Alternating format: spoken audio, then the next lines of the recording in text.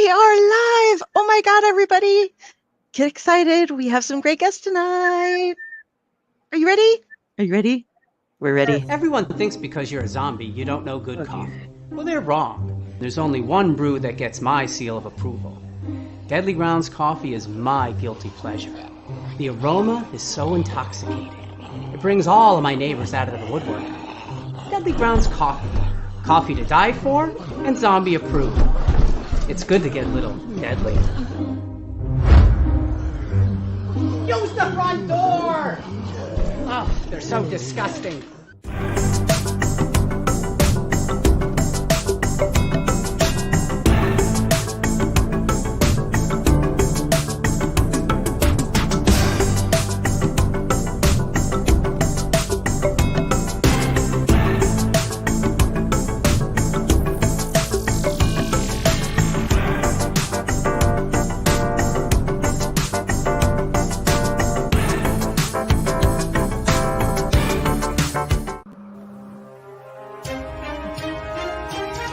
The Dorkening and all affiliated shows are not intended for anyone under the age of 18. The following may contain discussions or scenes that have adult situations, graphic violence, nudity, strong sexual content, and graphic language. This show is intended for mature audiences only. Viewer discretion is advised.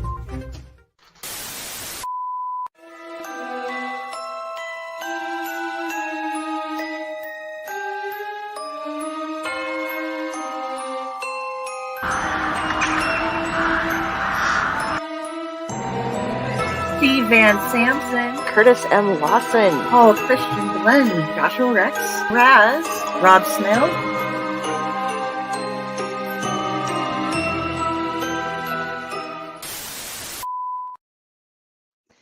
Hey, everybody. Happy Sunday. Thank Cthulhu, it's Sunday. We are here for another episode of The Clutch of Personalities, and we've got a twofer this time. We have two amazing authors joining us this evening. Welcome to The Clutch, Jeff Strand and Bridgett Nelson. And hi, Tom Dog. Hi. I've been reading, and I've known about these guys for a while. We are so excited to have them here. Read their most recent books. Well, okay, we're going to go with Jeff's first. It's Snuggling with the Grotesque. It's such a sweet little book of gore, and it'll give you the giggles. And you absolutely need to have that after you read Bridgett's latest, Red Inside, because you will have nightmares of that. Just that cover. Like, a lot of times you see a book cover and you're just like, holy shit. And then you read a book and you're like, are you sure about that? Does that really belong to you? And in this case, oh yeah, that's exactly what you're picturing as you're reading it. You're just like, oh. Yeah, spiders. Oh God. The thing is, guys, she likes spiders. She likes tarantulas, and then she wrote like a tarantula death spider kill movie story book. It was a movie in my head, and it started liquefying things. So, hello, Kathy. One more thing, two more things before we jump in and get started with these guys real quick. One, Raz is around. His internet is jumping around, so he might be joining us later on if he can get his internet up again. And two, I'm going to be doing a giveaway at the end of the show, and it'll be one of each of those books. All you have to do to get entered into the drawing that we do at the end of the show is comment. If you are commenting on YouTube and I do not know you, get a hold of me after the show. I will tell you how when we do the spinning, but because otherwise I can't reach you. You can't just click on somebody random from YouTube and be like, hi, and talk to them. Facebook, I can track you down, but YouTube, I cannot. So if you win and you would actually like to receive your prizes, you will have to contact me, and I will tell you how. But go ahead. That means comment all you want and ask these guys all the questions that you want. So, yeah. Jenny, did you have anything to start things off with? Yes, actually, thank you for writing. Thank you for the nightmares, because recently I'm having a nightmare about the spider, and the spider and the clown, and the spider actually does crawl on my face. And then I teach it how to make flying lessons. Wait, I'm so not normally mean. a real spider landed on your face? A real spider crawled from somewhere onto my pillow on my face. So thank you for the nightmares, and somehow the coincidence of that happens. But I think my biggest question is, what has been your favorite story that you've done with spiders? Is this for me? This is for both of you, because I remember him having the Spider and the Clown cover book, and that being like, okay, I must see this. That's actually Red Inside is, I think, the only story that I've written with spiders. Now, I have spiders on 2 of my covers because there's also spiders on Poison Pink, the cover for Poison Pink.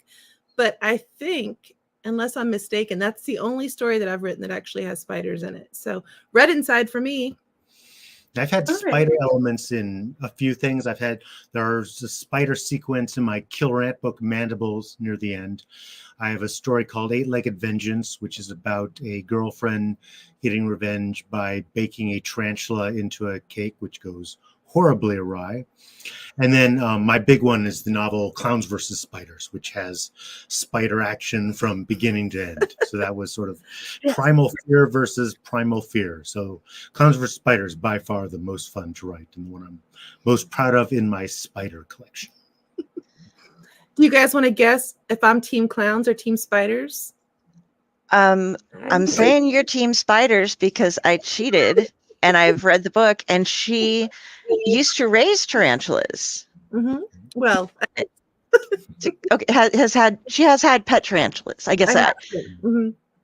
And the best part I thought was, and like I was saying earlier, and some of you guys know, I've been trying to build up my arachnophobia like resistance by watching all the cute little jumping spiders and stuff, and they molt, and there is molting, and they have like this second body. And you were terrified, weren't you, when your first tarantula molted? It scared me. I actually thought he was dead. Like, I didn't, back when I was raising tarantulas, it was when I was a teenager. So this was like, 30 years ago. And there wasn't as much information about pet tarantulas as there is now.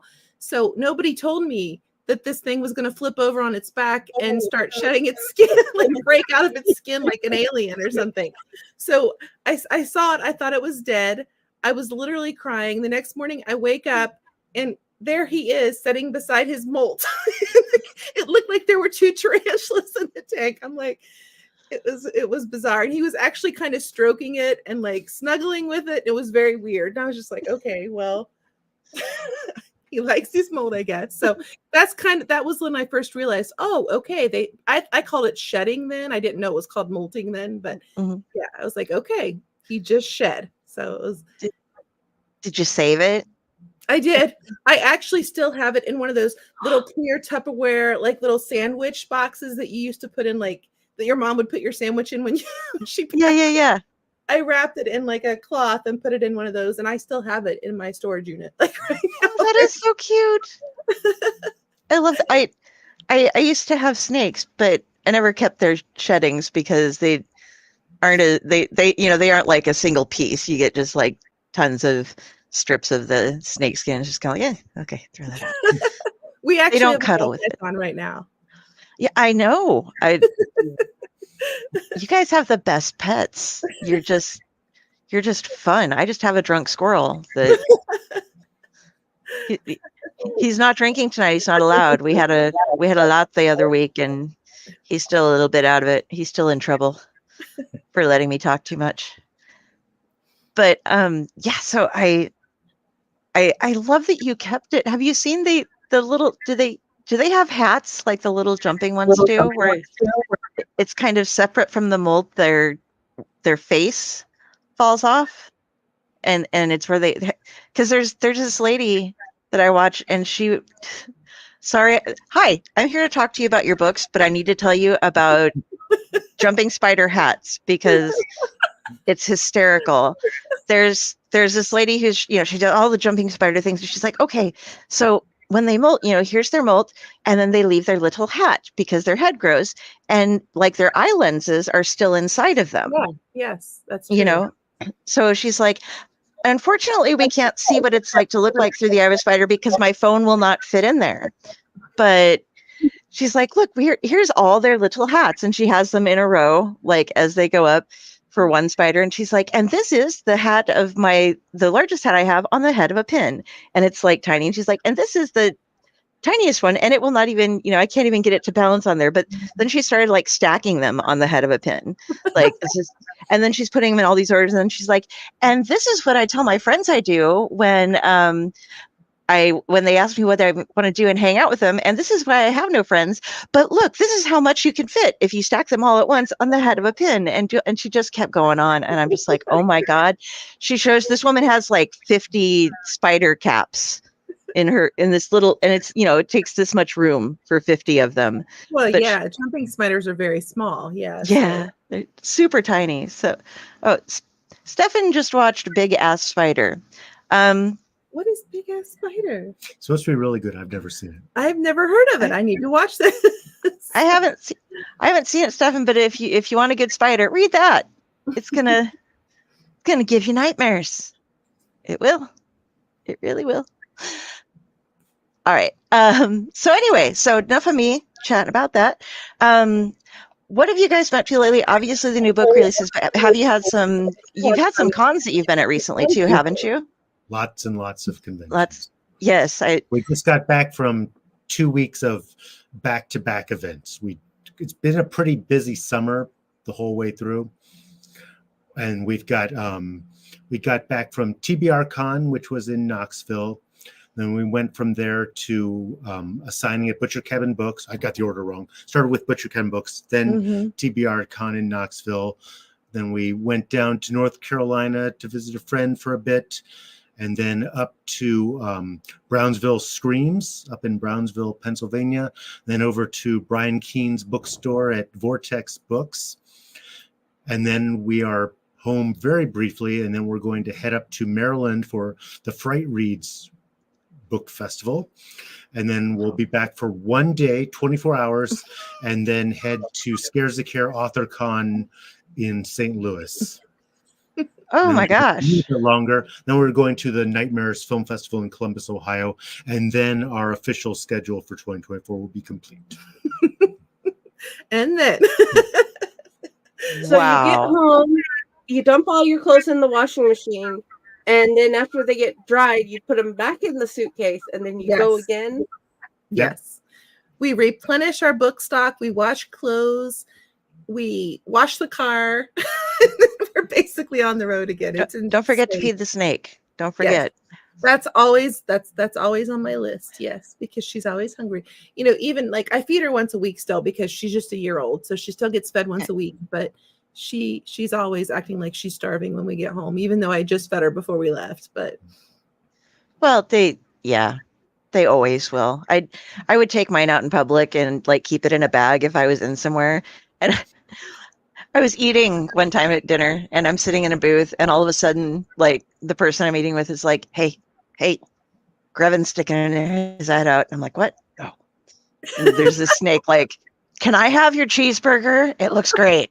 Was it like periscoping out of your purse? Yeah, it's just this little bag, that you like the ones that you can carry. This is just a corn snake, so they're little, but its little head's just like, oh, hi, how you doing? So nobody saw that. Is my mother-in-law the only one that keeps the snake in her breast? What was that? What? I didn't. Is my mother-in-law the only one that keeps her snake in her breast? Because he's literally got her out of a ticket that way. I've never tried that yet. They like warmth, so it makes sense. Chaos loved it. Oh, you had a snake named Chaos? Yeah. Oh, cool. He's just that's the cat I have a cat named Chaos. So. quick question: do you have any plans while you're in St. Louis, or do you have any free time? Actually, is it just like get there, do the thing, turn around, and go? There is usually free time before the event and in the evenings. So it's kind of like the socialize with horror authors thing. Most of the time at that one, we're behind the table, selling books. I have a reading, but yeah, we try to get there the night before to just hang out with all our horror friends we haven't seen in a while, unless they're at previous conventions. And then it doesn't start until late afternoon on Friday. So we have most of Friday to hang out. And then it becomes work time where you're trying to meet people and sell books and sign books. Cool. I just went there recently, and we stayed at the Chase, which is a haunted hotel, and then we went and ate at Lemp Mansion, which is also haunted. So it's a fun little place and a nice little place to eat if you haven't been there before, to like kind of check out. It's got you can like kind of walk through the house and see where the people were murdered and everything. So it's like a haunted house / restaurant.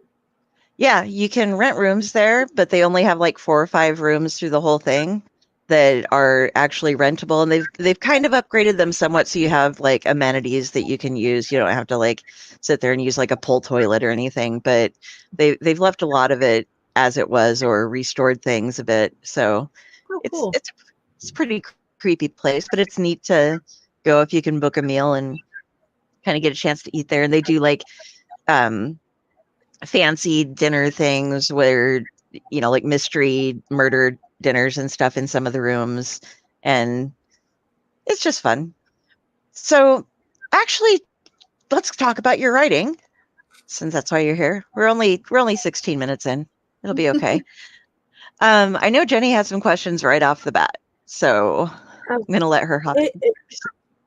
One's for one of you guys and one's for the other, because I have been trying to learn about splatterpunk, because it's become a new concept. Hold on one second.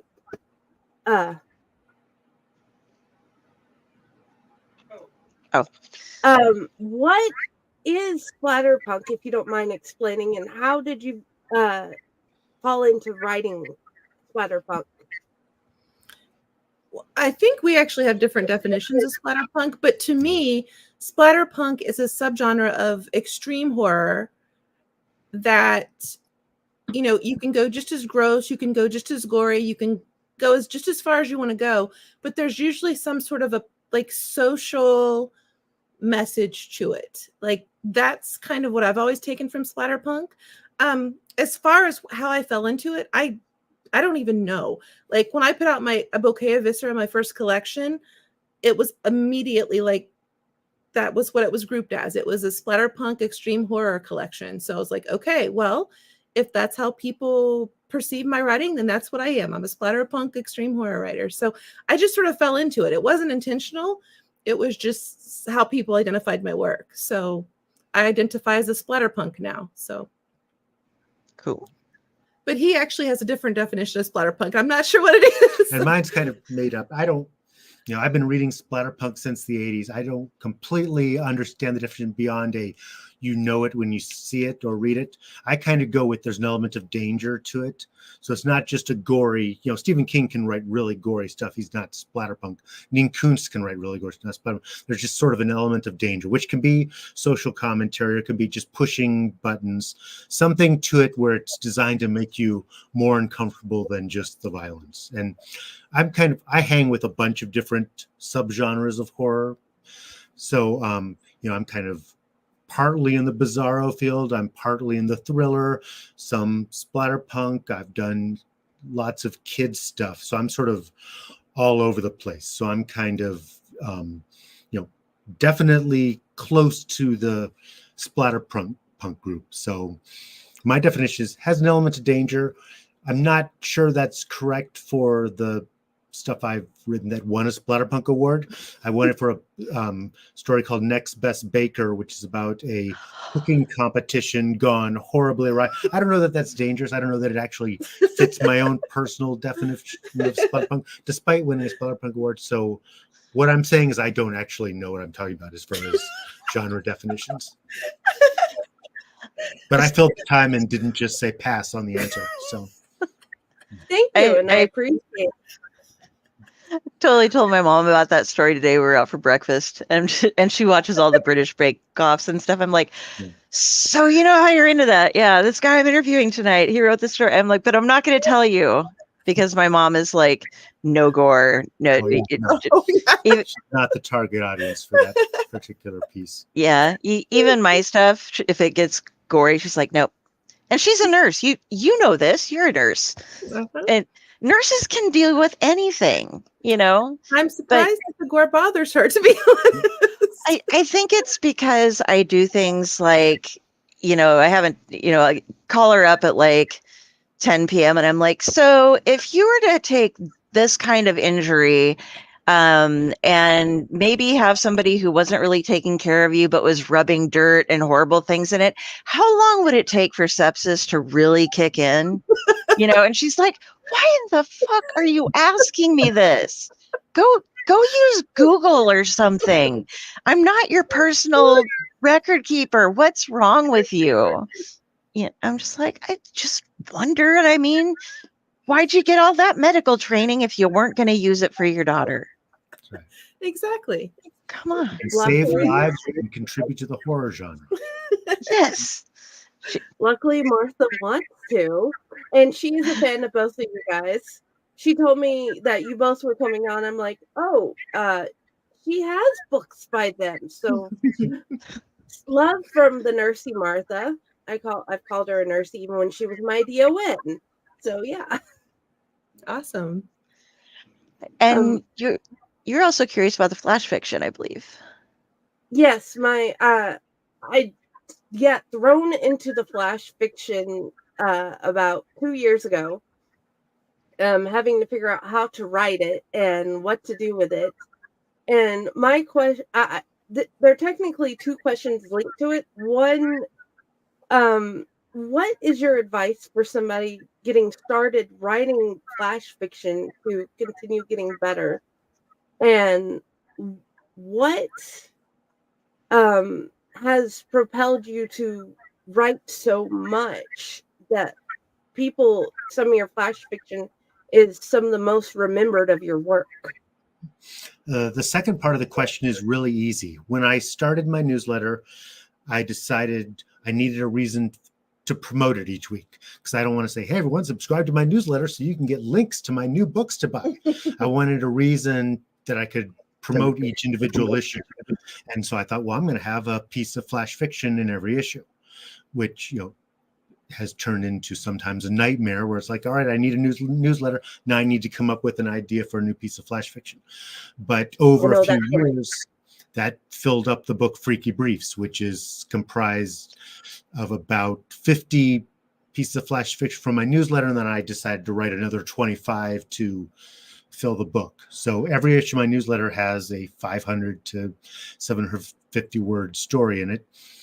In my personal case, because I write horror comedy, flash fiction works really well because a lot of them are sort of the equivalent of horror sketch comedy bits. They're not written like that, but they tend to be a lot of times dialogue heavy, just getting to the joke type stuff. As far as writing it, I think a lot of flash fiction is very heavy on the concept. So it's, you know, you're not really telling a story with character arcs and fully developed characters or, you know, lots of description. You're just kind of getting to the point. So the point needs to be good. So it's kind of, you know, the story. I just finished this week's newsletter story today, and it's about dunking your tongue into hot candle wax. And I just needed a good hook for that. So then and I'm not going to give the story away, but pretty much all of my flash fiction stuff, you have to be able to describe it in like a sentence or two. Just it's all sort of high concept stories because that's what it takes to do flash fiction. It needs to be quick. It needs to be punchy. It needs to be a strong concept, which is not necessarily my strong point, but that is what I set myself up to do every time I want to send out a newsletter. So it's, you know, if you can sit down and just brainstorm as many ideas as you can and then pick the ones you're most excited about, that's kind of my best advice. It's really, for me, someone else might type it, but for me, it's about the concept. It's about, does this premise hold up? For example, my most popular one by far is called Crazy Ralph's Used Car Emporium. That's kind of like my default story for readings. I'll probably be reading that at Fright Reads this coming weekend. And the premise is just a guy doing a used car. I took off from a standard used car ad where the guy is screaming at the camera saying, "I must be nuts to be selling cars this cheap." And it turns out he is legitimately mentally ill. And so then he continues in the same tone, just going off on all the ways in which he is legitimately crazy. And it's kind of what makes the story funny, is that it's this enthusiastic thing was actually very sad, but his passion and volume never shrinks. And you kind of, when I read it, I have to shout the whole story. But when you read it, you also get the idea that he is shouting the whole story. But it's very concept based. So you have to have a strong concept before you start writing a piece of flash fiction. You can't really be a pantser. I hate the term pantser, but that's the term that people use. You can't be a pantser when you're doing flash fiction. You kind of have to know what the story is and where it's going to make it work. So my advice is just brainstorm as many concepts as you can. I can't do flash fiction at all. I am far too verbose. I'm like, I got 1,000 words. Okay, that's the start of the story. I think the shortest story I've ever written is like 22 or 2,700 words. And that's the shortest story I've ever written. I can't do flash fiction. I just can't. Yeah, I am not verbose, so flash fiction works really well for me.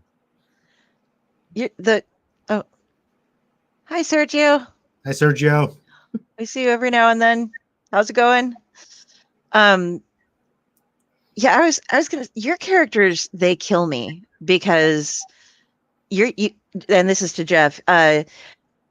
You have so many very, very pedantic characters that are in these just bizarre situations.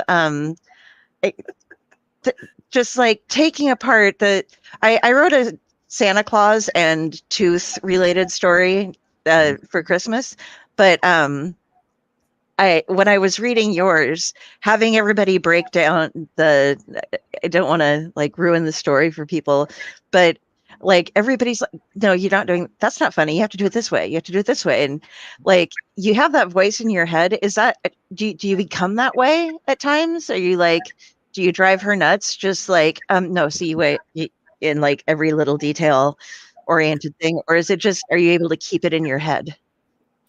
I'm able to, we collaborated on a story, and the best advice I've ever received, which it took me, in my early career, when I was writing stuff that was getting rejected, it took me a while to learn the lesson, but it was playwright Neil Simon who said, "I have no loyalty to a funny line. If the scene works better without it, out it goes." And we collaborated on a fairly long story because Bridgett is more verbose than I am. And so it ended up being, by my standards, a really long story called... It's about 7,000 words, I think. Called Mac and Millie. Mm-hmm. And, because I wrote the first part, it started off with a humorous tone, so she wanted to keep the humorous tone, and she wrote genuinely funny stuff that did not fit in the story. So I was like, all right. So I had to... ironically, as the goofy guy, I'm saying, let's scale this back. It's very funny. It is, your contribution to the humor of the story is great, but it takes away from the believability of the character. But that was only with a collaboration. I'm not, hey, you're doing that wrong. You're doing that wrong. You're doing that wrong. I'm not poking my nose where it is not invited. In my own stuff, I'm also not really in my own head. You will spend, it's easy to spend a long time. Okay, how does the phrasing work? It can come down to, is it funnier with the comma here or there? But I'm not doing a lot of second guessing. And I'm also not trying to force humor in. So I'm not saying, okay, this bit needs to be really funny. It's like, if the scene is funny to serve the story, to serve the characters, I do that. But I'm not sitting here. I'm not sitting. It needs to be absolutely. I need to come up with something funny. The exception recently was Attack of the Killer Tomatoes, the novelization, because that book it's not character based, it's not plot based, it is just joke. So that book had to be funny, just nonstop. There were you couldn't stop and say, oh, I'm going to develop the characters here, or let's discuss some of the thematic material here. It had to be all jokes all the time. But in my normal horror comedy writing, I let the humor flow naturally. So I'm not like, oh, what am I going to do? How do I make this moment funnier? I'm just kind of, if it needs to be funny, the humor falls in pretty naturally. If it doesn't, then I leave it out. And the story that you two wrote together. Now, I loved it, by the way. It was just, it made a great ending for the book because you get a taste of you both, and you have the humor, and you have the definite torture, gore stuff going on, which was awesome. And I figured that, and I have to admit, when I was a little disappointed at first when they went to the basement, and I totally thought and this is going to sound weird and make me sound a little bit weird too, but I thought you were going to use a cradle of Judah, or a Judah's cradle, however you'd like to say it, which for the chair, which you didn't, but you used something that was even better, it turned out, So yeah, but because you're quite familiar with a lot of medieval torture, it seems. I don't know if you've reached it, but I was just like, I know what that is. Oh, yeah. Oh, yep. Got that one. Well, not have it, but you know what I mean? Like, yeah, I got one of those in the kitchen. That's what I do. But I actually just looked up, I researched for that, because I don't actually know all those things, but I researched, the most horrifying, medieval torture implements, and everything that popped up pretty much I put into the story. So Jeff was just like, hey, this is your part, go for it. I went for it. And she did. Yes, you did. You did so good. I was so proud of you when I'm just like, oh, it's so weird how it's just like, oh, good little girl. I mean, you're like, obviously, you know that you're great. You got all these wonderful things out there, but little fans just being all excited for you, like, oh, she broke out a pair. Yes. But at some point, do you know what the Judah's cradle is? No, when you were saying that, I actually don't know do you know what it is? Oh. Yeah, I don't know what it is. Okay, so it's like a chair, but imagine it has like a pyramid that you set somebody on, and then their body weight just slowly over time, that's just how you die. You just sink down and it rips apart from the inside out. But you can't keep them alive nearly as long as you were able to if you do it that way. I mean, you can, but it's kind of a drawn out process. You can't have as much fun with other things because they're rather focused on oh my God, I have something shoving through my body and I'm dying that way. Ow. But watch for Judas Cradle by Bridgett Nelson coming soon. Now I'm picturing a game show, oh, how long can you last or something. I don't know. That's more up your alley. I was going to say the odds part 2. All right, Jenny, you had another question. I had wondered if you ever decided to go with the pen name with your romance titles. No, and I wish I had. What happened was I finished Kumquat, which is my romantic comedy novel, and I was really happy with it. And I thought, no, I want to do this under my name. I've got my fan base will follow me to the world of romantic comedies because it's just as funny and it's a little twisted. There's no reason people who like my other stuff shouldn't like Kumquat. And that was accurate. The few readers who followed me to Kumquat loved it, but the overwhelming majority did not. They were like, no, I'm not going to read a romantic comedy. And so it, in terms of acclaim, it did really well. In terms of sales, it did poorly. And I also noticed that the reviews were overwhelmingly, a horror writer writing a romance novel. What? And they were good reviews. But I think the romance readers were like, well, I wouldn't read a romance novel by a horror author. I would want a romance novel by a romance author. So in retrospect, I thought, okay, I probably should have thrown a pen name on that one.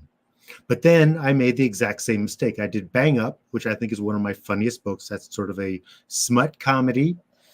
And I thought, no, I'm very proud of this. I want my name on this. I want my readers to read this book. And the exact same thing happened. The people who will buy Pressure or Dweller aren't going to buy my smut comedy Bang Up. So that's a second time. Yeah, in retrospect, I wish I'd used a pen name. I haven't said, oh man, I'm so ashamed of that book. I wish I had hid my name on that one. It's more, I wish I had, if I'm going to do that drastic of a rebranding, I should have created a fake persona to go with and sort of started over. I did create a pen name called FF Monsoon because I wrote the worst book of all time called Heebie-Jeebies Monster, which I'm very proud of because it is multiple layers of badness. You have to read it several times to get just how many layers of incompetence that book piles on. And so I wanted it to be like a viral thing. I wanted someone to discover and say, oh my God, you have to read Evil Bigfoot Monster because you cannot believe how bad it was. I was happy that it fooled people because the reviews didn't say, oh, this is obviously some guy just playing a prank. They were, my God, this is the worst thing I've ever read in my life. This guy needs to go back to elementary school to learn to write. But it didn't go viral. It ended up being completely out of the public consciousness. And I later confessed to the pen name, and it still hasn't done much. So it just kind of toils in obscurity. But I'm very, very proud of the level of incompetence that I brought to Evil Bigfoot Monster, if you ever want to check it out. But that's basically it. So yes, I have not used pen names and wished I had when I've gone too far outside of my chosen genre. Will I make the same mistake a third time? We'll find out. Bridgett, have you used a pen name on anything that you'd like to fess up to? I have not. I would confess if I had, but I have not used a pen name. Everything that's published by me is under my name, so my real name. So okay, maybe one of these days, but for now, no, I have not used a pen name. Someday when she renounces the evil of what she's written and switches to inspirational romance, she'll change her name. But for now, inspirational romance, huh? I can see terrible things happening, like the lumberjack Christmas romance. Like, there's just deck the halls with boughs of bodies, fall or something, Who will get her heart? Whichever one rips it out first. We do have a comment that keeps popping up here. Sergio, do real ghosts come out in the daytime? We're mostly focusing on interviewing these guys because they're authors about stuff, not about just paranormal weird horror things in general. But I don't see any reason a ghost couldn't come out in the daytime. They're scarier at night, but I would say that a friendly ghost might as well come out in the daytime. I don't see any reason. I've never had a ghost experience, so I can't say for sure. Yes, of course they come out in the daytime because that's when I met my ghost, but I don't see any reason why not. You'd have one just hiding around. Well, there's probably one here now, and I don't know. It's in the clown. It is. No, the clown is more demonic possession than ghosts. Oh, okay. That would make sense. So if it's not too personal, where did you two meet? Just like in the biz kind of thing? That's you can tell. Very much in the biz. Basically, we met because I had been asked to write the foreword to an anthology published by Sinister Smile Press, where Bridgett used to be an acquisitions editor. And so I saw this Facebook post. We had been friends, but kind of Facebook friends that don't really interact that much. But I saw this post saying, "Oh my God, one of my favorite authors is writing the foreword to an anthology that I'm in." So of course, I brought my A game to the foreword, And then we started talking from there. And I said, what you should do is come to conventions, because then you get to meet people. It raises your profile. And she went to Scares That Care in Virginia, and it was a life-changing experience. And then she became, embraced by the horror community, especially the splatterpunk community. So, we would hang out at stuff like Killer Con, and eventually it became something more. That's so romantic. I love it. Well, the foreword he wrote was so funny. So after I read it, I messaged him and I was like, that was seriously the best foreword that I've ever read. Like, it was hilarious. There was a chainsaw gun in it. And I was laughing like so hard I was crying when I read it. So when I messaged him, I was like, seriously, that was such a good foreword. And then we just started talking from there and became really good friends. You do write quite good forwards for your own work as well. I am a forward reader, so I actually I read, and I was just like, oh my god, the experience with the forward that got rejected after you told them they're going to reject this, and they were like, oh no, write it. It's a sad book. It'll be fun. Can you share that? Like, people who get the book will be able to read about it, but the story that you told in the forward to Snuggling with the Grotesque. Well, what I had done, I thought it would be funny to include, the joke being how self-indulgent was, to include forwards from previous projects. Well, I think she's talking about the one that you wrote that they ended up using, they didn't end up using it. Oh, that one. I think that's what she's talking about. Yeah. No, there are two stories. The one I had started to tell was how my original version of the forward included forwards from previous projects, which I thought was funny. And my test readers, including Bridgett, said, no, it's confusing. It doesn't really work. And the reason I have test readers is so that I do stupid stuff like that and only a few people read it instead of everyone reading it. Mm-hmm. But no, this forward was written upon request, and I read the book and said, wow, these are sad, depressing stories. You've got the wrong guy. And they're like, no, we want you. Okay, I'm just saying, you've got the wrong guy. I do goofy forwards. That's what I would do here. No, that's fine. Do it. You're okay. All right. That's all right. So I did my forward being, the very opposite of the person who should be writing a forward for that, and then turned it in, said thanks. And then I saw an ad for the project which had a blurb from me that was pulled from my forward. So, okay, that's all right, I guess. I don't have no problem with that. It's weird, but that's fine. And then the book came out and it's like, hey, my forward's not there. And they said, oh, I don't know what happened. Like, well, I know what happened. Somebody else said this is the wrong forward for the book, which is what I told you before I wrote the forward. So I was a little bit irritated by that. And then later I saw a promo for another book, which said forward by Jeff Strand. I was like, I didn't write a forward for this book, which is even worse, like even less appropriate. They're like, oh yeah, well, we thought we just moved that forward to this book. Like, if my goofy forward shows up on this very serious, important subject matter book, I will be run out of the genre. Like, no. Okay. No.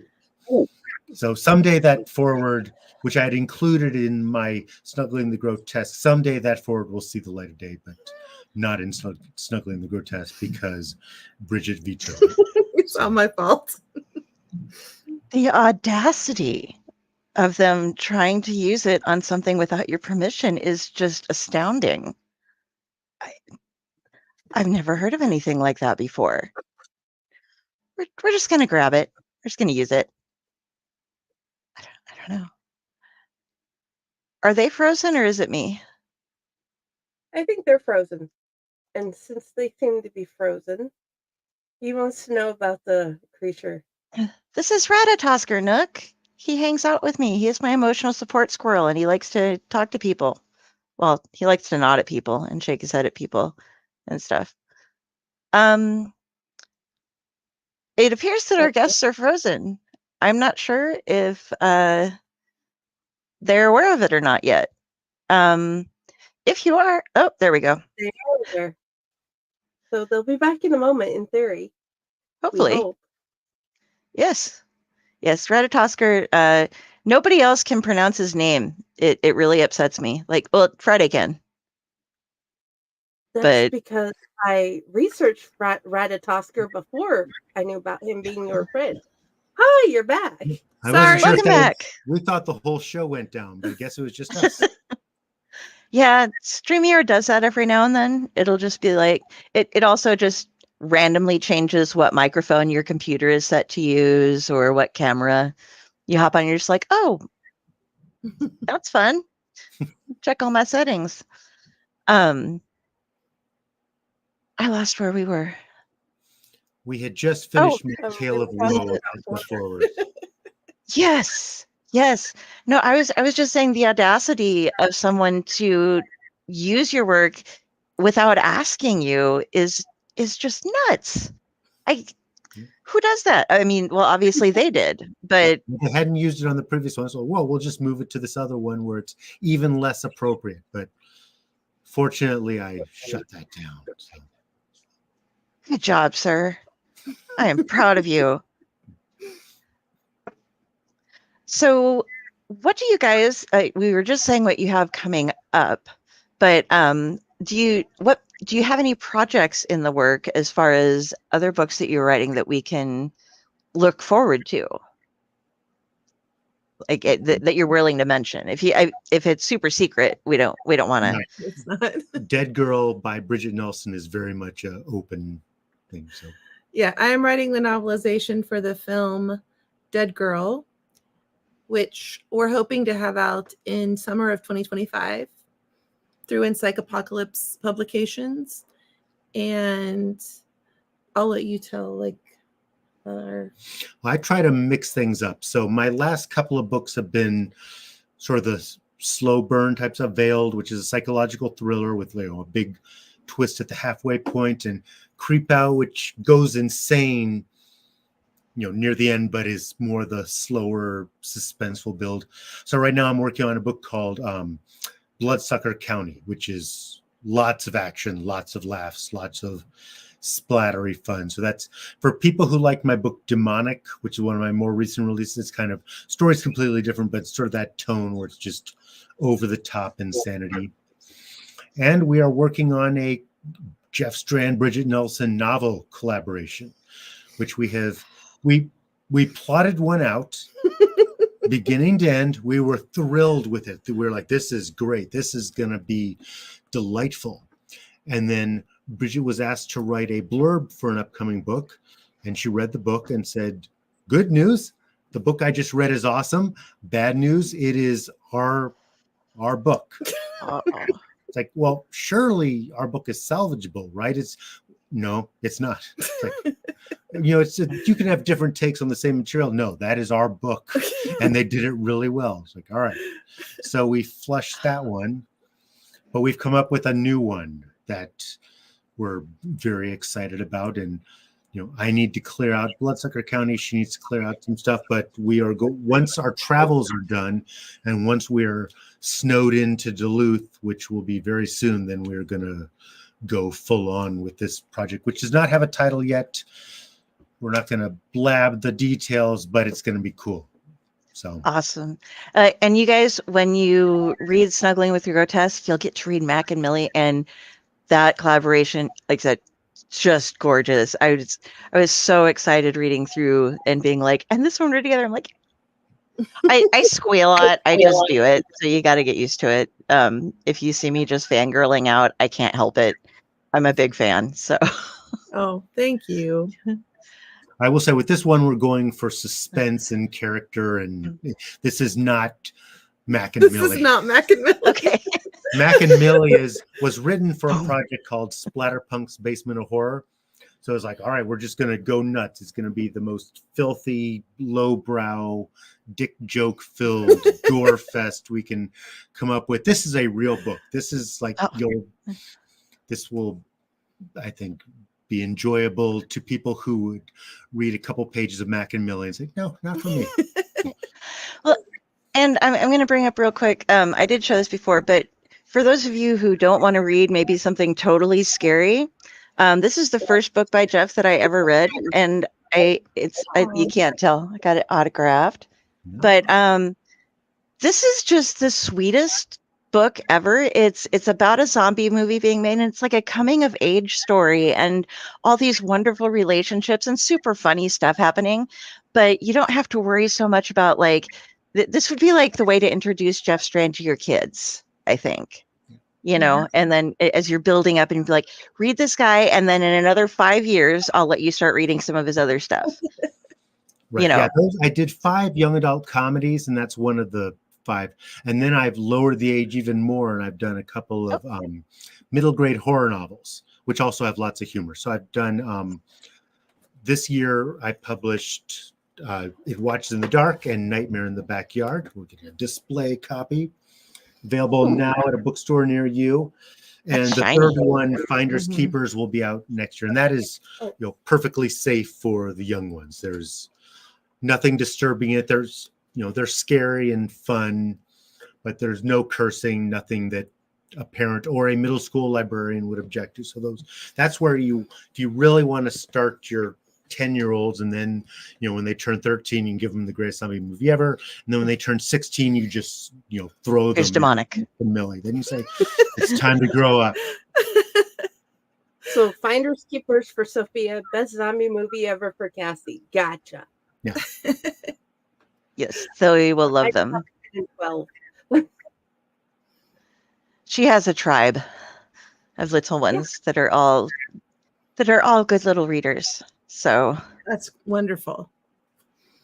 Yeah. I tried to get my kids to read, and neither of them are huge readers, so kind of sucks. But I was the kid that they like I literally, when I was growing up, my hometown library was the smallest public library in the entirety of the United States.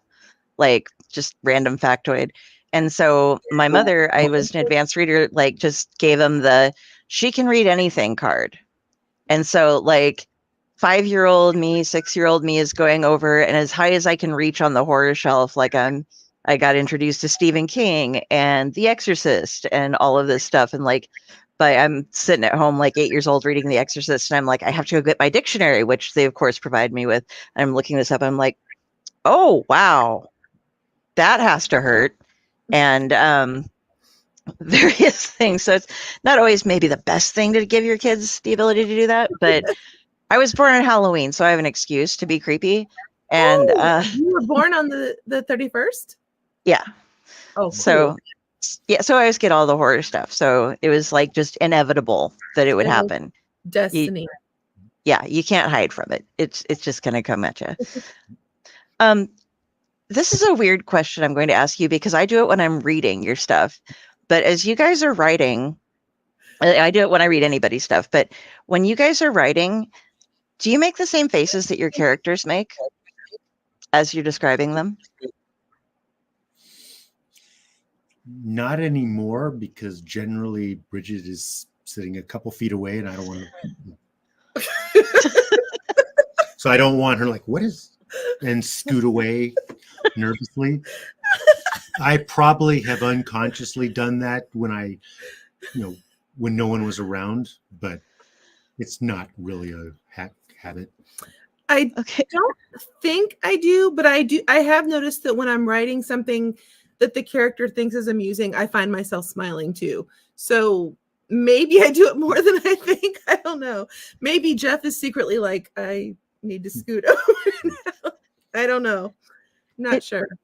It's a habit that I just noticed that I had when I was reading, and then I noticed when I was writing it the other night, I was like, wait, did I just smirk? Am I sneering now? Why would I don't sneer? But my character was, and so I was like, I wonder if other people do that. It's my new question to ask. It reminds me of one of your short stories. The one where he's like, as he sits there and writes about people's murders and deaths, he's like cackling. Yeah. I don't remember what the name of the story is, but that's what it reminds me of. And do you like how much research you did a lot of research on torture devices. How much research do you do on just psychotic people? Because you have a lot of psychopaths and or sociopaths in your book. Do you Not a ton. I kind of build characters from the ground up. I'm not usually. All right, let me do some research into the psychological terms for what is wrong with this guy. Kind of just, I obviously I do research when I'm writing books, but I'm not really okay. Is he a sociopath versus a psychopath versus whatever he's got? I kind of just take the characters as I create them. Yeah. Well, and you don't have anything where your stories are short enough, or at least these the groups that we're talking about right now, that it's not like you're going to draw out like 40 different traits of how they behaved when they were a child and went on. It's just I mean, if I wrote a book where I was a police profiler hunting down a serial killer, then I would get all that stuff right. But usually I have civilians in deadly danger. So.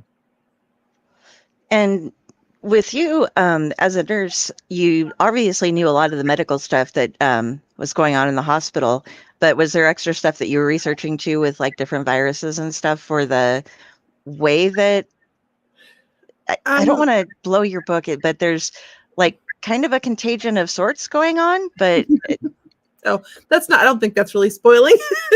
Okay. I didn't really, what I researched for that book more was about Amazonian jungles, what was in them, what tarantulas were specific to that area, and like, maybe things that they do that others don't. Oh, what happened?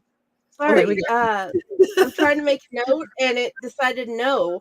I'm like, click. I apologize. Hi. So that was the main thing I researched for that one. It wasn't so much about the virus itself because it was so over the top that it was like, I wasn't too worried about like nailing it as far as accuracy goes. So. All right. Yeah. Hi. Just here we go. Ding. You get to tell. All right. And Jenny, you had some more questions? I have two. Okay. I'm going to ask them out of order because now I have a question I love to ask nurses who are writers.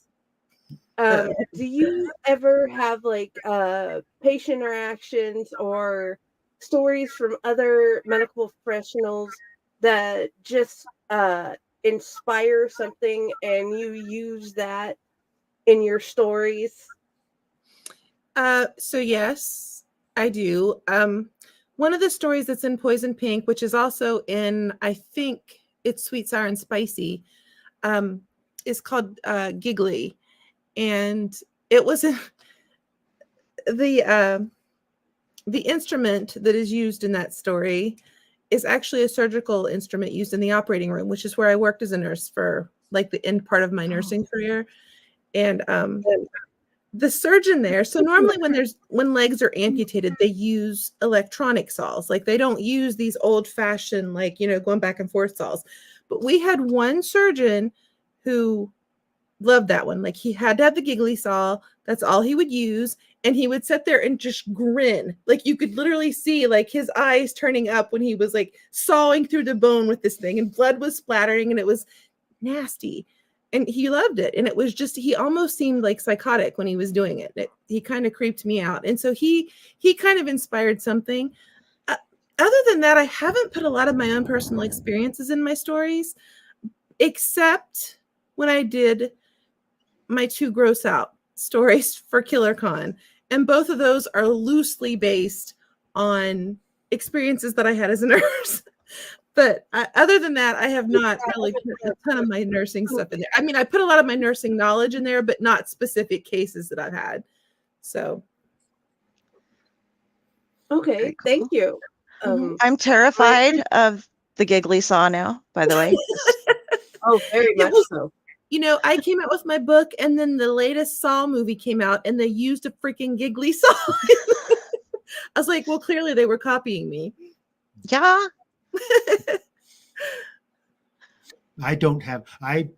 Before I became a full-time writer, I worked like over 20 years in a corporate desk job insurance environment. So I pulled almost nothing from that. That was a lot of coworkers said, oh, look, Jeff's got book ideas because we're such a wild and crazy, colorful crew of characters. Like, no, you're not. You're not giving me anything to work with here. So no, I have occasionally, my book Cyclops Road, he works at a very dull day job where he's creating spreadsheets. So I pulled from that, but in terms of characters or incidents, no, it was a lot of working with numbers, which is not really something that makes for amazing fiction.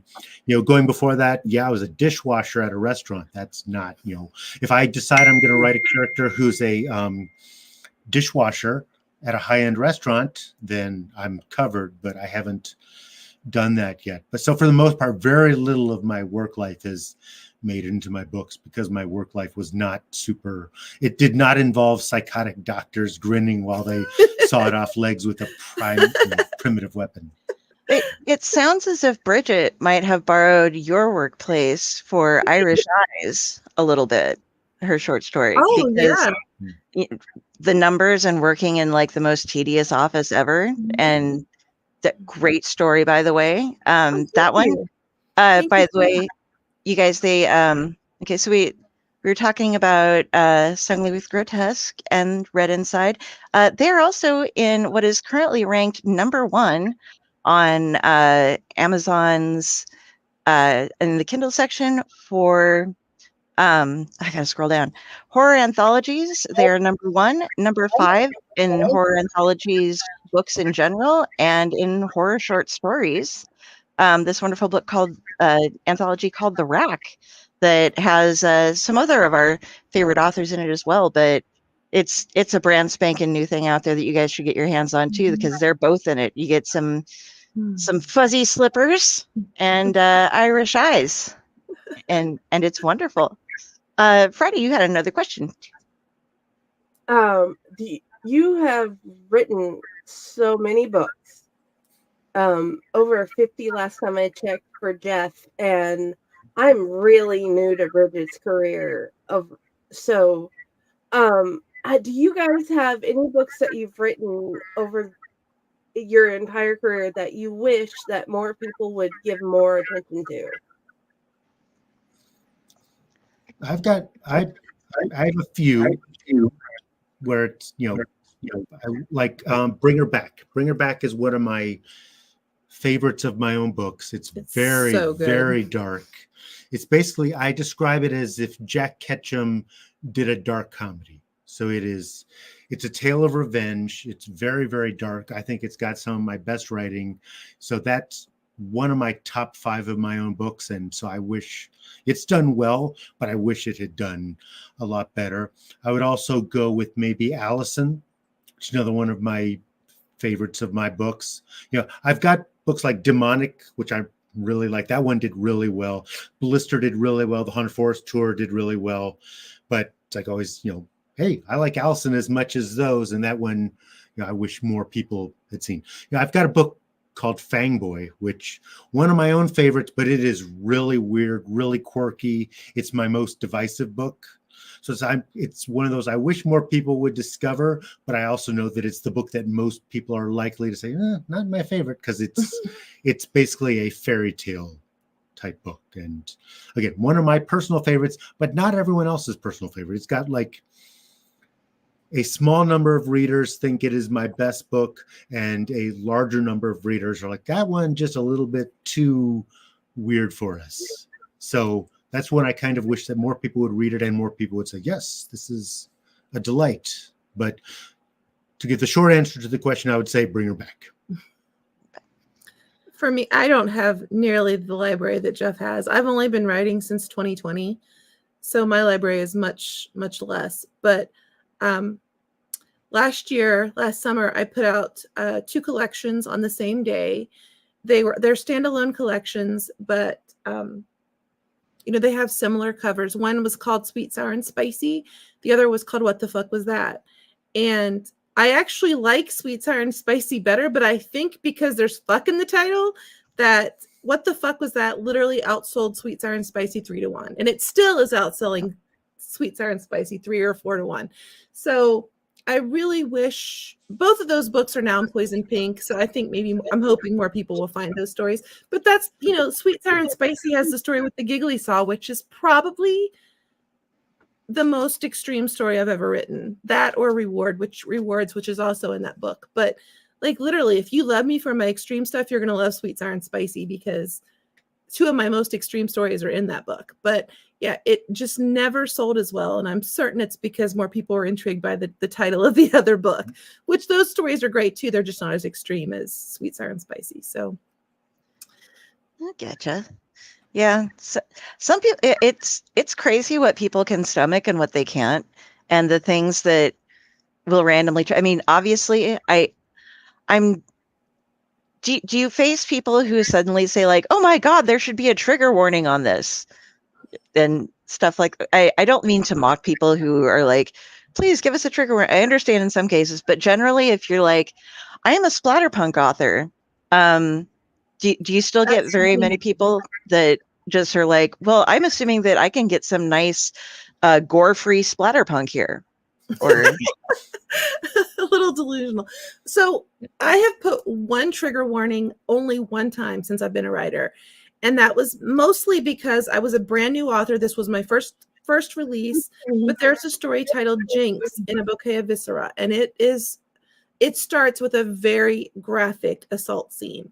And because people didn't necessarily know my writing yet, or, like what I was about at that point, I felt the need to specifically put a trigger warning on that story so people could just skip over it if they chose to. But other than that, after that book came out and it was identified as a splatterpunk extreme horror book, after that, I have never put a trigger warning on anything, because I figure, that I've won 2 splatterpunk awards, that I write extreme horror and splatterpunk books. So it's like, if you're coming to me expecting like, roses and butterflies, that's not what you're going to get. So I don't use trigger warnings anymore. And I haven't really had an issue with that. I haven't really had anybody come to me and like, what the hell, Bridgett? That hasn't really happened. So okay, I'm glad. But yeah, but I do have one on that one story because it is quite graphic. So yeah, my stuff is, it can be gory and graphic, but it does not generally push genre boundaries. So you're not going to read one of my books and think, my God, that goes further than I could ever have imagined. In fact, the one trigger warning I have is on Mac and Millie, because, Bridgett wrote half of that story, and the end of that story is full on Bridgett Nelson. And so I put a trigger warning on that, just because if it's my 6th short story collection. If you've read the first 5, you probably aren't expecting Mac and Mill to go as far as it does. So I thought, okay, I'll put in there an introduction just letting you know that Bridgett was a bad influence. But for the most part, my work is not the kind that needs trigger warnings. When people have gotten mad, it's over the really, really mild stuff. Like, I have a bad feeling about this, which is a completely appropriate for kids book. There's one off-screen death. And that book, because it's aimed at kids, how dare you kill off a character, even though it's not graphic and it doesn't happen, it's not described. It happened, you hear the gunshots, and it's not a kid, it's the one adult. So that, I got some angry stuff about that. But for my horror writing, no, I don't put trigger warnings because I don't really have anything that would ever need it. okay. That's just something that we've noticed has been, it's just a huge upsurge lately, and with like cancel culture, and so it's like, oh, you used something that this is something I shouldn't actually even be bringing up because we try to avoid it on here, but it's just, it's become so prominent, and it's like you can't please everybody, man. You gotta do what you do. And so I'm glad that it hasn't come and like attacked you guys at all, because your stuff is great, and I'm glad that the people that are following you know what to expect. And if you guys don't know what to expect, you do now. And so you should go and check them out because they're great. The truth is, if you're buying a book called Snuggling the Grotesque with this cover, you have a decent idea of what you're going to get. You can't say, oh, that first story was in very poor taste, I am so offended. Well, you probably the people who would be offended by that are probably weeded out before they get to the actual book. True. We're an hour in, so I am going to do an ad break really quick. And then when we come back, we'll get any more questions that some people might have. And Jeff, were you going to be able to do a reading for us tonight? Actually, we're going to do a reading of the beginning of Mac and Millie. So be warned. This is where the show earns its 18 plus rating. Not the whole All story. right. This is No, just just a brief. Okay. All right. Okay. This is going to be so awesome then, guys. I'm just, wow. Get ready. Okay. We're going to do a quick commercial break. We'll be right back. 3 minutes. Run to the bathroom if you need to.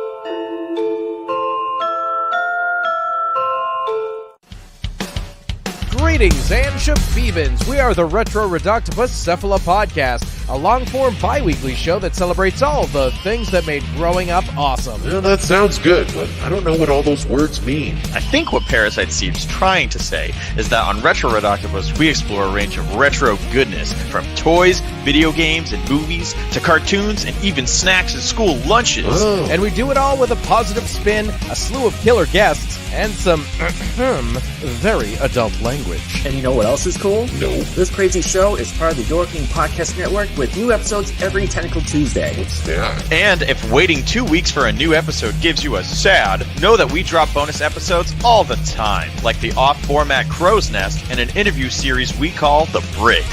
You can listen to Retro Redoctopus on Apple Podcasts, Spotify, Stitcher, or any app that's cool enough to carry the only show that celebrates all the things that make growing up awesome.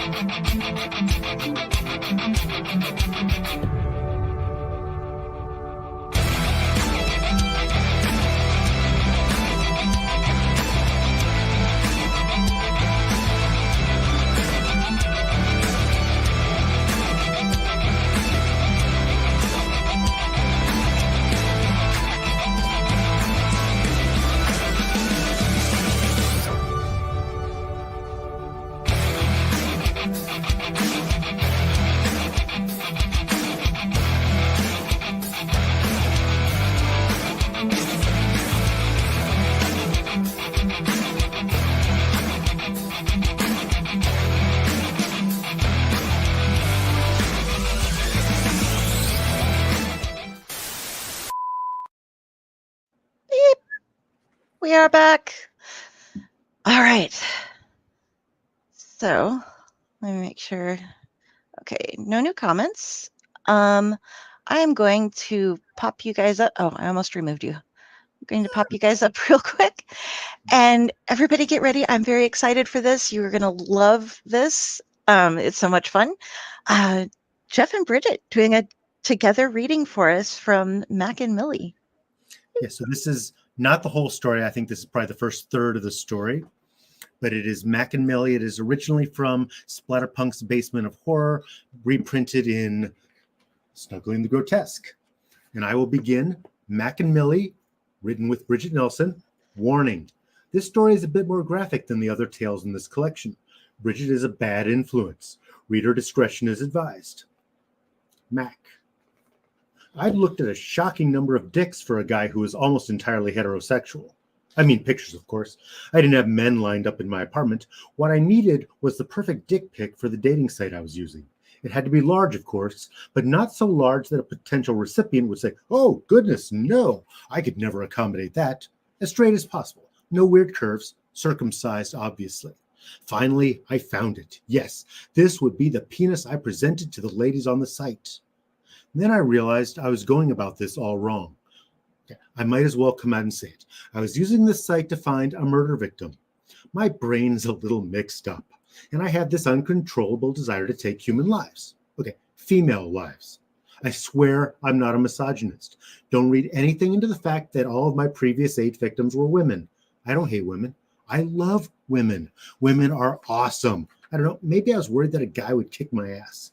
Anyway, after completing my 7-hour search for the perfect online phallus, it occurred to me that any healthy straight woman with a working libido would want this dick, and my preference was to kill a filthy, disease-ridden whore.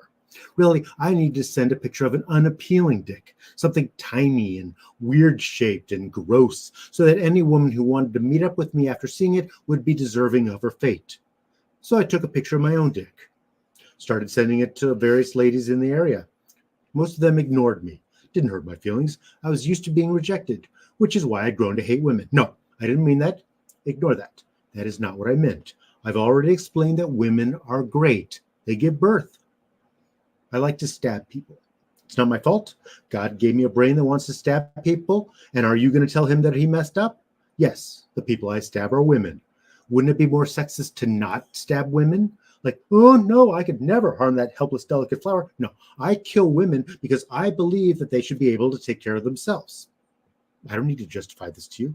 How do I know you don't stab women, huh? And when you're done stabbing them, you, I don't know, pee on them or something. I feel like I'm getting sidetracked. What I'm saying is that I sent dick pics to every wretched slut on the site. The ones who responded were generally unkind. This plan wasn't going to work.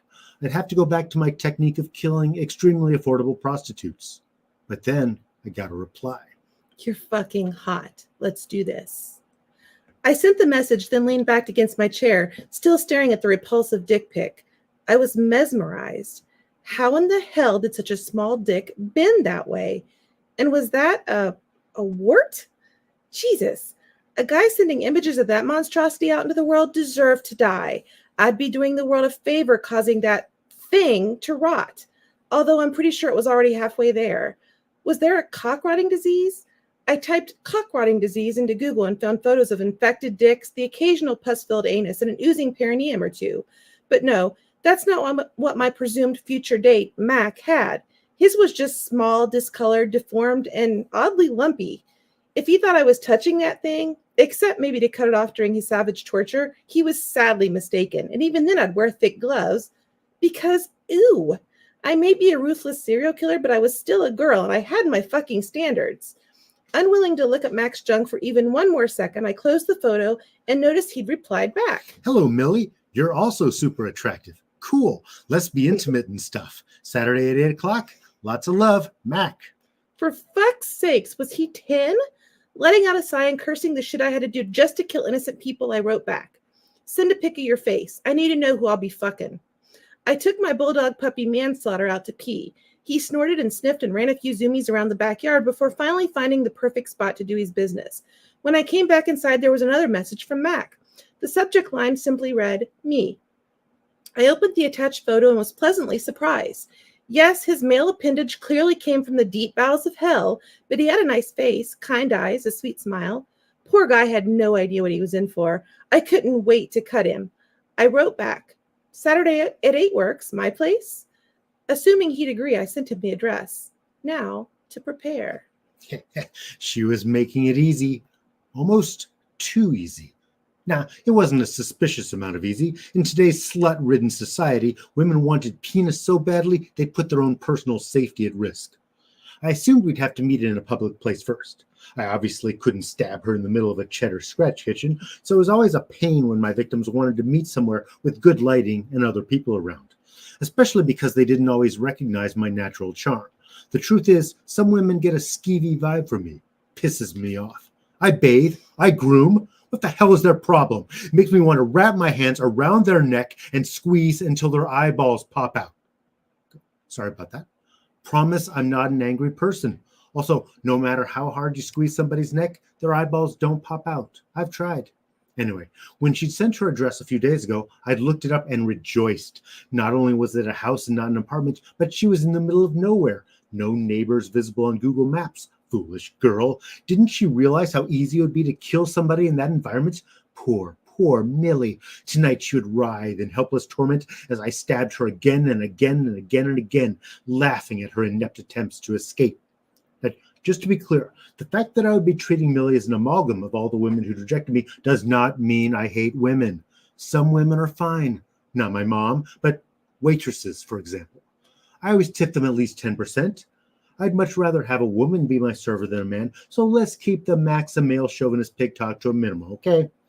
On Saturday, I put on a clean t-shirt, combed my hair to hide the bald spot, washed my mustache, and put a switchblade knife in my pocket. Some killers, depraved freaks that they are, have a special weapon that they use to claim their victims. Sometimes they even name it. Not me. I've got like 9 or 10 switchblades, and I didn't even think about which one I shoved into my pocket. My knife is not an extension of my penis. I drove to her house. I had to go down a long, winding dirt driveway to get there, which was completely surrounded by trees. Seriously, didn't she realize how much danger she was in? She could scream at the top of her lungs and nobody would hear her. Hell, I could bury her corpse in these woods and it would never be found. What a dumb bitch. I parked, checked my mustache in the rearview mirror, then got out of the car. Stifling a giggle, I walked to her front door and knocked. Smirking, I watched from my bedroom window as the balding fool walked toward the front door. He'd looked way better in his photo, which I'm guessing was at least a decade old. These days, Mac was sporting a crusty mustache, a dad bod, and a comb-over. Just why? Didn't guys realize comb-overs were the leading cause of Sahara-like vaginas? He was wearing a t-shirt with yellow stains near the armpits. He paired the classy shirt with some jeans and penny loafers. Dear God, if ever a man needed to put down, it was this one. Choking back laughter at how easy he'd made this for me, I checked my reflection in the floor-length mirror. Long red hair and a sleek ponytail? Check. Push-up bra in full effect? Check. Glossy lips? Check. I was dressed to kill, and I planned to. To him, I was just a girl looking to get laid, innocent in my naivety for inviting him into my isolated home, probably thinking he could fuck me 6 ways from Sunday because there was no neighbors around to hear me scream. As if I'd let his diseased organ anywhere near me, as if he'd ever have the upper hand. As if. The doorbell rang. Spritzing a bit of perfume on my neck, I made my way downstairs. No weapons were concealed beneath my clothes. They were all in the bedside drawer. Most women kept vibrators, dildos, condoms, and lube there. I kept an ice pick, a butcher knife, a meat cleaver, the sharpest scissors I could find, a meat mallet, a taser gun, and even some aerosol spray and a lighter. I loved torture, but not as much as the moment my victim's eyes went sightless in death. It was better than sex. Putting on my innocent game face, I pulled open the door. Mac! Hey! Nice to see you. Please come in. He gave me a clownish smile and walked into my lair. Something green was stuck between his teeth. His eyes glimmered in the dim light of my home, only one lamp lighting the entirety of the downstairs. I could tell he liked what he saw.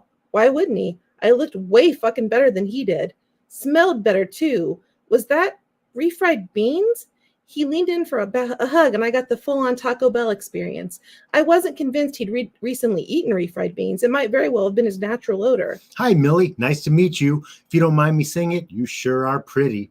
I walked to the couch and spread out a blanket. I didn't want his aromatic ass anywhere near my velvet sofa. Thanks. Please have a seat. I motioned to the newly covered couch. Would you like a drink? A scotch, maybe? No alcohol, please. Makes me feel funny. How about a Shirley Temple? If he said yes, I might not be able to withstand the urge to kill him right where he stood. A Shirley Temple would be grand. A round of Shirley Temples coming right up, I said, trying hard to control the urge to kick him in the balls, then laugh in his dim-witted face. Great, thanks. He looked relieved. There's nothing wrong with a drink like that, right? Nothing at all. Lots of grown men impress their dates by asking for a Shirley Temple. Mac frowned. Are you being sarcastic? Not at all. That would be impolite. I walked into the kitchen before he could see my eyes tearing up with suppressed laughter. Mac sure as hell didn't have much going for him. Carrying the drinks back into the living room, I handed him one and sat on the far end of the couch.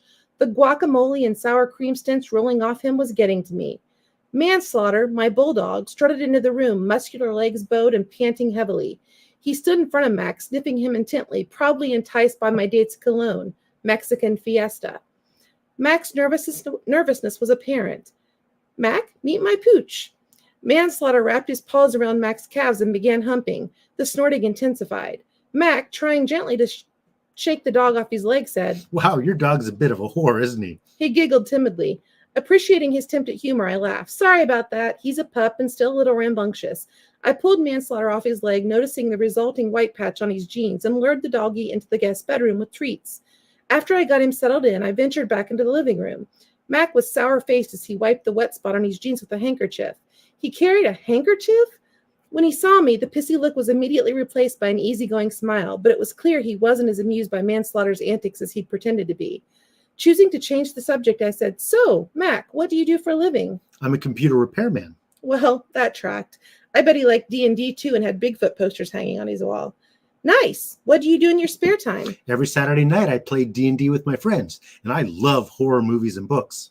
I love horror too. It's my favorite. Mine too. Favorite monster? I love cryptids, probably Mothman. Close enough. He looked at me shyly and grinned, the green thing stuck between his teeth highlighted in the soft lamplight. What about you? Do you have a favorite monster? Oh, that's your line. What about you? Do you have a favorite monster? I took a long drink from my Shirley Temple. I was fervently wishing I'd loaded it with alcohol. This was painful. I'm pretty partial to human monsters. They're the scariest of all. His shy smile turned into a full-blown grin. Damn right they are. He scooted closer to me on the couch. I had him hook, line, and sinker, and he really needed to die. I set my drink down and asked, Interested in joining me in my bedroom? And that was the beginning of Mac and Millie. Our collaboration, it gets way darker, way more messed up from there. So, just as goofy. That was beautiful. I love that so much. I did too. His cologne Mexican fiesta. We do have a question from the audience. Oh, yes. Yes, we do. Who is your favorite character you've ever written? Oh. That's a tough one. If I had time to think about it, I'd probably come up with a different answer.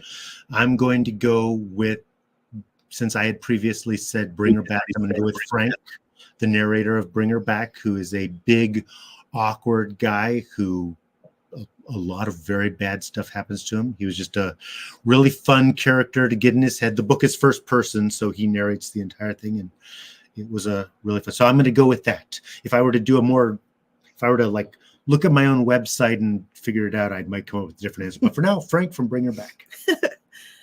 For me, I'm going to say the story that I mentioned earlier, the really, really like the one that I put the trigger warning on. Jinx is the name of the story, and Jinx is also the name of the girl character. And I loved her. She's super sympathetic but strong, and I really liked that character. I liked writing her, and she's my favorite, I think.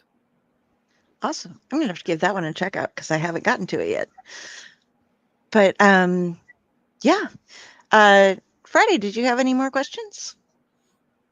Can zombies climb? Oh. No. Actually, I'm not a purist on zombies. I'm going to say no. I don't actually care. If you can come up with a good story where zombies are climbing, I'm all for it. But I do not personally know of any quality zombie stories where they climb. Bridgett, what do you think? I think they can climb. I mean, as long as they're not as so rotted that they, they're falling apart. I think there's no reason they couldn't climb. I'm going to say yes. Also, you inspired me to have to pull out. This is right next to I keep this on my shelf. My ice pick, which I'm a woman living alone. People get to see the ice pick, and also right here the couch machete. Holy shit!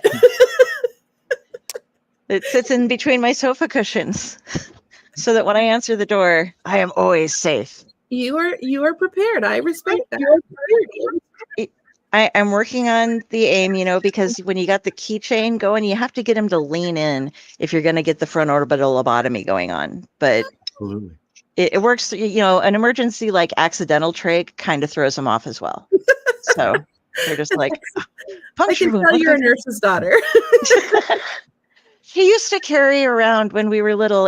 I can't remember the gauge, but it's whatever gauge needle that you use to give a tracheotomy. She kept one in her purse. just on the off chance. That's a pretty big gauge. Yeah, but Good for her. she was just like, I had those. I had, like a straw or some whatever you did to do it, but she just kept a trait kit just in case, because that's what you do when you're a nurse, and have children. I never did that, actually. Just like, fuck them. Just like, I got a pen and a knife and I watched MacGyver, There you go, right? I always thought that was going to be something, that and like starting on fire and quicksand. And never have I ever had to deal with any of those three things. My life has been disappointing. So, okay. I'm going to go ahead and I have to present the screen. We're going to go ahead. Does anybody have any more questions before we pull up and do the giveaway? Giving you a couple seconds here while I pull this up in case you have anything as I try to find it. Not that. We're in the private chat. We use it to communicate in case there's multiple hosts, so we can let the main host know, hey, we have this question about this, and I love to be more prepared, but I've had COVID for the past week, and I can't remember half the stuff I wanted to ask. Oh, I'm so sorry. Are you feeling better? Oh, I'm feeling less better. It's just now my kids have it, so it's like. Oh, I'm really sorry. I keep opening it up, and I'm so excited to be here. So thank you. Okay, I found it. It finally worked. I just had to keep opening it. So you guys can see this now, right? Mm-hmm. Yes. All right. So it is time to draw and see who wins the books. Good luck, guys. Oh, how cool. Isn't that kind of neat? That's very cool. I like it a lot. Sergio! Hello, Sergio! Congratulations. Sergio. Yes. Sergio, you're going to have to get in touch with me because I do not actually know you and I don't know how to get a hold of you on that site. But I will do my best. But please reach out to, if you have a Facebook, look for, in my links down below the show notes, there's Carrie Sanders. Click on that one and get in touch with me and give me your contact information so I can get some books to send to you. And yes, congratulations, Sergio. And how do you guys in general like to have people reach out and get in touch with you?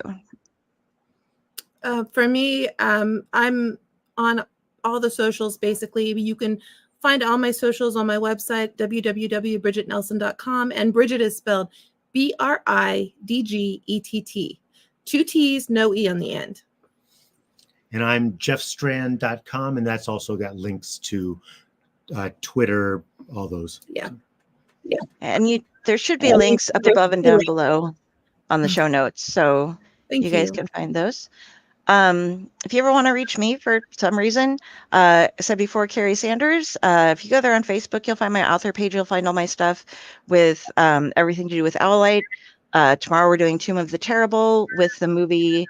I'm totally torturing him this season. So fall season this year, I decided that we were going to do the entire season based on Amityville offshoot movies. So tomorrow we are doing Amityville Death Toilet. And we are going to have we're having a special guest that we found because in one of his reviews for the last movie that we watched, he put down that he had watched all 53 of the Amityville offshoot movies. So I'm like, okay, you have to have a purpose in life. Then that will be joining us to explain it. Did you say there are 53 offshoot movies? With some in production right now still, yes. Oh my God. And like Amityville Karen, Amityville Thanksgiving. We watched Amityville in Space. It's insane. There's some there's Amityville Dildo is on there too. Yeah, they've gone everywhere with Amityville. But yeah, it's something. I did not put that one on the list because I was like, no, we don't need to watch that. I don't want to do that. But Yeah, so we have Sam who's going to be joining us for that. And also I'm on Splash Pages every Tuesday night with the Dorkening and the gents on Splash Pages doing comic book reviews. And this week we have Stuart Sager on. So come join us for that. Okay, that's me plugging myself real quick. And Friday, you've got everything. Yes, I'm at Faycore, I'm at Owllight, I'm at Friday with the Library in the Blue Box. And my author page for Elliott, and I also help multiple other authors out. And the question I'd asked about the flash fiction comes into play whenever you get the Faycore newsletter. So yeah, I am bad compared to him, but I am getting better. Oh, you're not bad. Don't do that. I know I'm getting better, at least that. Well, we can always all do better, but you're good. Faycore newsletter is good. So, okay. All right. With that, thank you guys very much. If you two can hang around for just a minute, thank you everybody for showing up. And we're going to wrap. Thank you, everybody. Bye, Kathy. Bye.